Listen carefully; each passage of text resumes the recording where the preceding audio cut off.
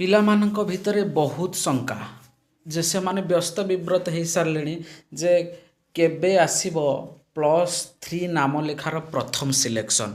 ଯେ ଆମେ ଜାଣିଛେ ଯୁକ୍ତ 2 ପରୀକ୍ଷା ଫଳ ପ୍ରକାଶ ପାଇବା ପରେ ପିଲାମାନେ ଯୁକ୍ତ 3 କରିବା ପାଇଁ ତାଙ୍କ ଭିତରେ ଗୋଟେ ତିଆରି ହେଇଥିଲା ଯେ ସେମାନେ ଯୁକ୍ତ 3 କରିବେ। କିନ୍ତୁ କିଛି ପିଲା ଏ ବର୍ଷ ଦେଖାଗଲା ଯେ ପ୍ରଥମେ ଯେଉଁ ଫେଜ୍ ଦିଆଯାଇଥିଲା, ଯେଉଁ ଫେଜ୍ରେ ସେମାନେ ଅନଲାଇନ୍ ଆବେଦନ କରିବା କଥା, ସେ ଫେଜ୍ରେ କିଛି ପିଲା ଆବେଦନ କରିନଥିଲେ, ବହୁ ସଂଖ୍ୟାରେ ପିଲା ଆବେଦନ କରିନଥିଲେ। ତେଣୁ ସରକାର ବାଧ୍ୟ ହୋଇକି ଆଉ ଗୋଟେ ଫେଜ୍ ଦେଇଥିଲା ସେମାନେ ଆବେଦନ କରିବା ପାଇଁ। ତେଣୁ ସେ ଆବେଦନ ପରେ ସେମାନଙ୍କ ମନରେ ଗୋଟେ ବର୍ତ୍ତମାନ ଦ୍ୱନ୍ଦ୍ୱ ଖେଳିଛି ଯେ କେବେ ଆସିବ ପ୍ରଥମ ସିଲେକ୍ସନ୍। କିଛି ପିଲା ମୋତେ ଯୋଗାଯୋଗ କରି କହୁଛନ୍ତି ସାର୍ ବିଳମ୍ବ ହେଉଛି, କିନ୍ତୁ ବାସ୍ତବିକ ବିଳମ୍ବ କିଛି ହେଇନାହିଁ। କାରଣ ଯେହେତୁ ସରକାର ଦୁଇ ଥର ଆମକୁ ଚାନ୍ସ ଦେଲା, ପ୍ରଥମେ ଗୋଟେ ଚାନ୍ସ ଦେଇଥିଲା 20 ତାରିଖ ପର୍ଯ୍ୟନ୍ତ, ତାପରେ ଆମର କିନ୍ତୁ ରେଜଲ୍ଟ ଆସିଲା। ତେଣୁ ରେଜଲ୍ଟ ଯେହେତୁ ଆସିନଥିଲା କିଛି ପିଲା ଜାଣିପାରିନଥିଲେ, ପ୍ରତିବର୍ଷ ରେଜଲ୍ଟ ଆସିବା ପରେ ଫର୍ମ ଆବେଦନ ହେଉଥିଲା। ତେଣୁ ବହୁତ ସଂଖ୍ୟାରେ ପିଲା ଫର୍ମ ଆବେଦନ କରିନଥିଲେ। ତେଣୁ ସରକାର ଆଉ ଗୋଟେ ଥର ଚାନ୍ସ ଦେଇଥିଲା ଫର୍ମ ଆବେଦନ କରିବା ପାଇଁ। ତଥାପି ବର୍ତ୍ତମାନ ଯାହା ସୂଚନା ଆସୁଛି, ଯେତିକି ସଂଖ୍ୟାରେ ଯୁକ୍ତ 3 ସିଟ୍ ଅଛି କଲେଜ ଗୁଡ଼ାକରେ, ତାଠୁ ବହୁତ କମ୍ ସଂଖ୍ୟାରେ ପିଲା ଆବେଦନ କରିଛନ୍ତି। ଏଇଠି ମିନ୍ସ ଆହୁରି ବହୁ ସଂଖ୍ୟାରେ ସିଟ୍ ଫାଙ୍କା ପଡ଼ିଛି। ତେଣୁ ଯୁକ୍ତ 3 ବିଭାଗ ଉପରେ ସାମାନ୍ୟତମ ଚଡ଼କ ପଡ଼ିଛି।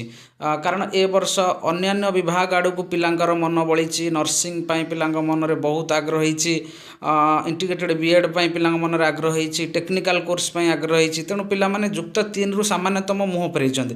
ତେଣୁ ଆମେ ଯଦି ମୋଟକୁ ଆସିବା, ସିଧାସଳଖ ଆମେ ଯାହା ଆଜି ପ୍ରସଙ୍ଗ ରଖିଛେ, କାହିଁକି ଲେଟ୍ ହେଉଛି, ଲେଟ୍ ସେମିତି କିଛି ହେଇନାହିଁ। ଆଉ କେବେ ଆସିବ, ଯଦି କେବେ ଆସିବ ଦେଖିବା, ତାହେଲେ ଆମେ 12 ତାରିଖରୁ 20 ତାରିଖ ଭିତରେ ପ୍ରାୟତଃ ଆମର ପ୍ରଥମ ସିଲେକ୍ସନ୍ ଆସିବାର ବହୁତ ଚାନ୍ସ ରହିଛି। ଚାନ୍ସ ବୋଲି କହିବାନି, ନିଶ୍ଚିତ ଆସୁଛି। 12ରୁ 20 ତାରିଖ ଭିତରେ ନିର୍ଦ୍ଧାରିତ ଗୋଟେ ଡେଟ୍ ଫିକ୍ସ କରିକି ଆମକୁ ପ୍ରଥମ ସିଲେକ୍ସନ୍ ପାଇଁ ମେସେଜ୍ ଆସିବ। ଏବଂ ମେସେଜ୍ ଆସିବାର ଦିନେ 2 ଦିନ ଭିତରେ ଯାଇକି ଆମକୁ କଲେଜରେ କନଫର୍ମେସନ୍ ଦେବାକୁ ପଡ଼ିବ ଯେ ନାଁ ଲେଖିବା ପାଇଁ ଯେଉଁ କଲେଜ ଆମର ଆସିଥିବ, ସେଇ କଲେଜରେ ଆମେ ନୋଟିଫିକେସନ୍ ଆସିବାର ଦିନେ 2 ଦିନ ଟାଇମ୍ ଦେବ। ସେଇ ଟାଇମ୍ ହିସାବରେ ଯାଇକି ଆମେ ସେଠି କନଫର୍ମ କରିବା। ତେଣୁ ଏ ଗୋଟେ ପ୍ରକ୍ରିୟା। ନିଶ୍ଚିତ ପକ୍ଷେ ଆମେ ଯଦି ଦେଖିବା, ତାହେଲେ ଯାହା ଆମ ପାଖରେ ସୂଚନା ଅଛି, ତାହେଲେ 12-15ରୁ 20 ତାରିଖ ଭିତରେ, 12-15ରୁ 20 ତାରିଖ ଭିତରେ ଯେକୌଣସି ଗୋଟେ ଦିନରେ ଆସିବ। ଏବଂ ସେ ଯେଉଁ ଦିନ ଆମ ପାଖକୁ ମେସେଜ୍ ଆସିବ, ତାପରେ ଗୋଟେ ନିର୍ଦ୍ଦିଷ୍ଟ ଡେଟ୍ରେ ଆମେ ଯାଇକି କଲେଜରେ ରିପୋର୍ଟିଂ କରିବା।